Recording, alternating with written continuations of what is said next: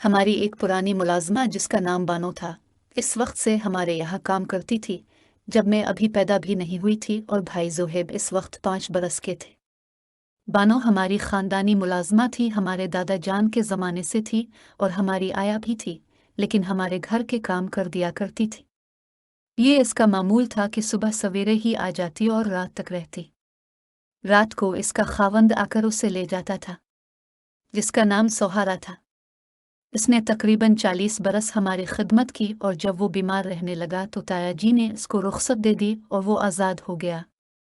अब कभी वो घर पर रहता और कभी जंगल से लकड़ियां वगैरह काटने चला जाता। यूं उसके कुंबे का गुजारा किसी न किसी तरह हो रहा था। बानो की 4 बेटियां और 2 बेटे थे। जब वो काम करने आती इसके बच्चे घर पर रहते।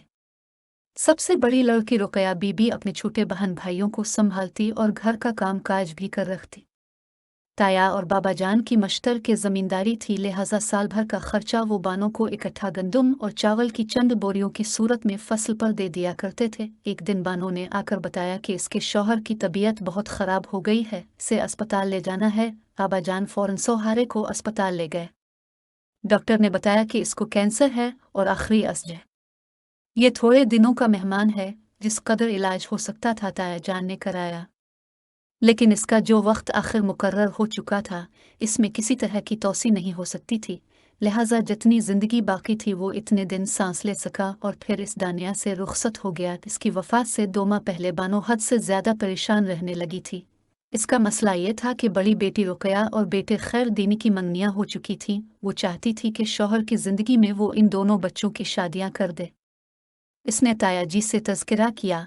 वो बोले, ठीक है, तुम बच्चों की शादी की तैयारी करो और शादी के खर्चे की फिक्र मत करो, वो हम करेंगे। इस तरह सौबारे की वफात से पहले उसने अपनी बेटी और बेटे की शादी करा दी और एक बड़े फर्ज से सुबकदोश हो गई।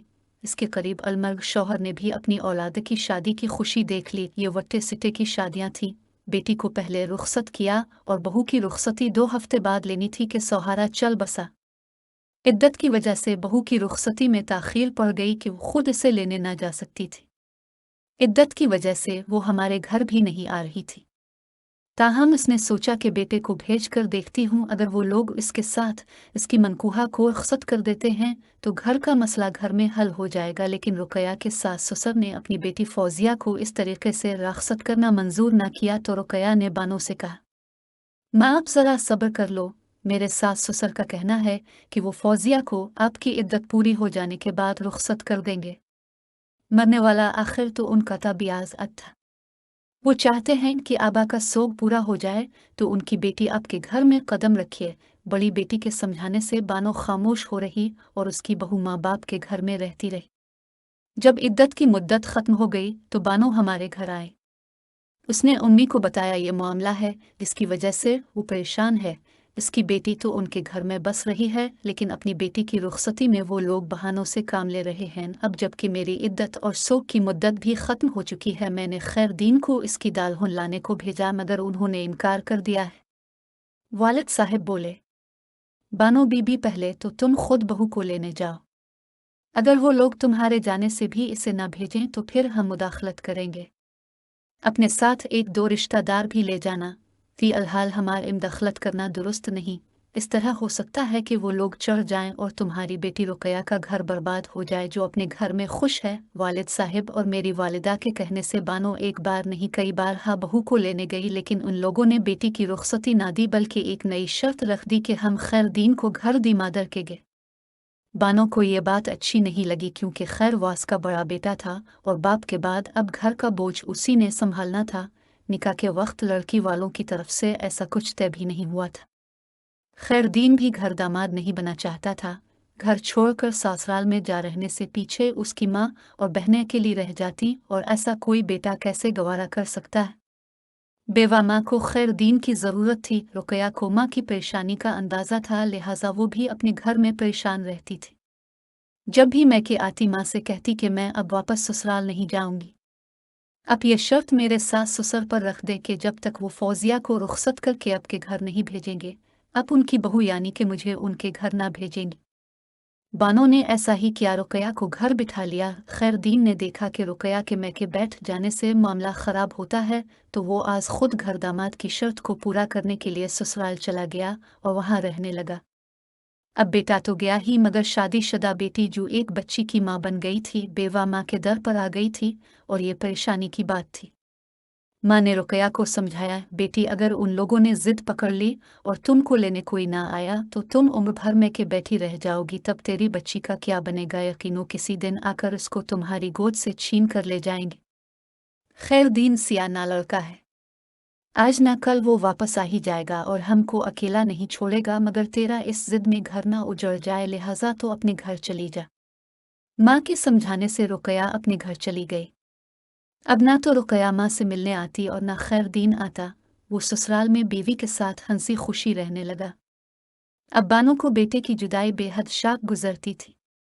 वो अक्सर बेटे का जिक्र करते रो पड़ती थी। अम्मी और चाची ने समझाया, जब तेरी बेटी और बेटा वहाँ खुश व खुर्रम हैं तो क्यों रोती है? रुकया ने तो ससुराल में रहना ही है, बेटे को भी रहने वहाँ। अभी तीर अड़ का कमाओ नहीं है, बहू और बेटा तेरे कहने आ जाएंगे तो तीर खर्चा ही बढ़ाएंगे। जब सब ने ऐसा ही कहा तो बिचारी बानो ने बिलाखिर सब्र कर लिया। किसी दौरान उसकी दोनों छोटी लड़कियां शादी के लायक हो गईं तो इसने उनको भी अपने रिश्तेदारों में बया दिया। वो अपने घरों की हो गई। बानो को उनकी तरफ से सुकून मिल गया, क्योंकि वो अपने घरों में खुश व खुर्रम थी। उन लड़कियों का जहेज और खर्चा भी बाबा जान और ताया जी ने मिलकर दिया था कि इन दिनों जमींदारों की यही रवायत थी। चंद दिन बानो सुकून में रही, वो अब बाकायदगी से हमारे घर आने लगी थी। अचानक इसको फिर से इन देखी मुसीबतों ने घेर लिया। उनका अपना मकान था और यह है मरले का था। हमें मरले यानी एक कनाल का कुब्बा रहाइश के लिए बड़ा होता है। दरअसल सस्ते वक्तों ये जगह बानों के ससुर ने खरीदी और घर भी उसी ने बनवाया था। आधे रकबे पर रहाइश तामीर थी और आधे रकबे का सहन था। ससुर के मरने के बाद सौहारे के छोटे भाई ने अपना आधा हिस्सा भी सौहारे को बेच दिया। यूं तमाम मकान बड़े भाई का हो गया। अब इसमें बानो के देवर का कोई हिस्सा न था, लेकिन भाई के मरते ही उसकी नज़रें फिर से इस मकान पर जिम गईं और अब इसको हथियाने का सिर्फ एक ही रास्ता था कि वो बेवा भाभी से निकाह कर ले। बानो के देवर का नाम सगीर अहमद था।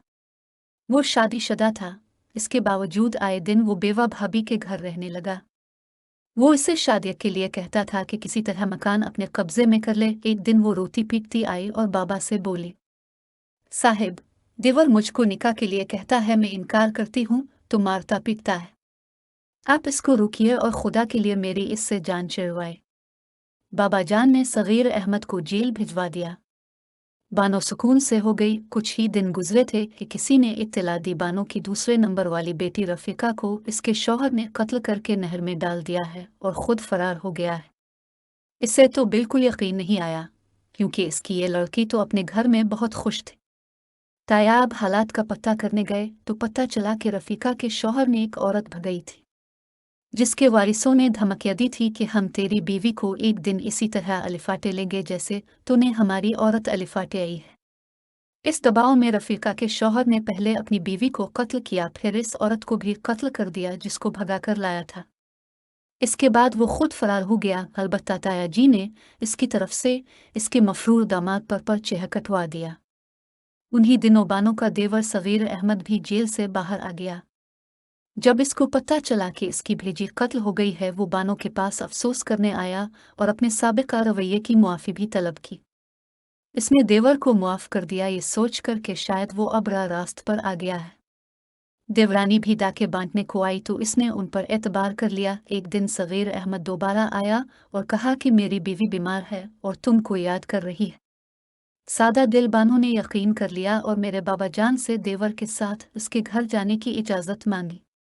ताया जान ने मेरे वालिद को मना किया कि तुम बानो को छुट्टी मत देना, ये कहीं देवर के साथ चली ना जाए। मुझे सगीर की नीयत में फतूर मालूम होता है। बाबा जान ने मगर ताया की बात ना मानी और बानो को इसके देवर के साथ जाने की इजाज़त दे दी। 2 दिन भी नहीं गुजरे थे कि इत्तला आई, बानो देवर के घर में कपड़ों में आग लगने से जलकर मर गई है। बाबा जान और ताया जी पुलिस ले गए तफ्तीश पर पता चला कि बानो खुद कल कर नहीं मरी बल्कि देवर ने इसको मारकर जला दिया और उसकी जली हुई लाश को बानो के ससुराल के दरवाजे पर फेंक कर खुद फरार हो गया है। इस वाकया से ताया जी तैश में आ गए। उन्होंने बाबा जान से झगड़ा किया कि तुमने बानो को क्यों कर सगीर अहमद के हवाले किया जबकि मैंने मना किया था। अब हम खानदानी लोग कहलाने के हकदार हो सकते हैं अगर हम अपने आबाई मुलाजमों का तहफ़्फ़ुज़ भी ना कर सकी।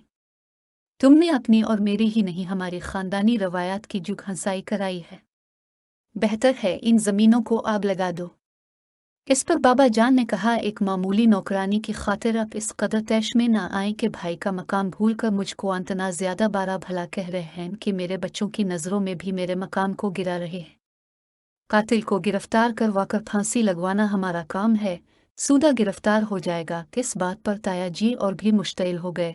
कहने लगे, मैं फिर कहता हूँ, तुम खानदानी तौर तरीके बेलाती जा रहे हो। बात सगीर अहद को फांसी लगवाने की नहीं, बात है बानों के तहफ़्फ़ुज़ की, जिसमें हम नाकाम हो गए हैं। अब दुनिया वालों को तो बातें बनाने का मौका मिल गया है। सारे इलाके में हम पर थू थू हो रही होगी कि ये कैसे ज़मींदार हैं कि जिनकी पुरानी मुलाजमा को किसी ने कत्ल करने की जुर्रत की है। कहाँ रह गया हमार अज़ अब विद बदबा। सगीर को फांसी लगने से बानो तो वापस नहीं आ सकती। अब इसके दो छोटे बच्चों का क्या बनेगा? अगर वो हमारी हवेली से कदम न निकालती और हमारे इलाके से भी बाहर न जाती तो मैं देखता किसकी जुर्रत थी इसकी जान लेता। खैर, इस तरह बात इतनी बड़ी कि ताया और बाबा जान में झगड़ा अज़ आदे हो गया। इस कदर के दोनों ने अपनी ज़मीन अलग कर ली। मेरी मंगनी आज़ाद फरीद से हो चुकी थी, वो भी टूट गई। इसी तरह मेरे भाई की मंगनी ताया की बेटी शाहीना से हो चुकी थी, वो भी ख़त्म हो गई। ताया ने ज़मीन फ़रोख्त कर दी, अपने कुंबे को लेकर शहर मुंतकिल हो गए और उसके बाद अमेरिका चले गए। उन्होंने मेरे वालिद से कोई नाता न रखा। इस वक्त तो हमारा लड़कपन था। जब हम बड़े हो गए हमने ये बातें सुने। दिल में अपने ताया जी और उनकी फैमिली से मिलने और इनको देखने का बड़ा इश्तियाक था।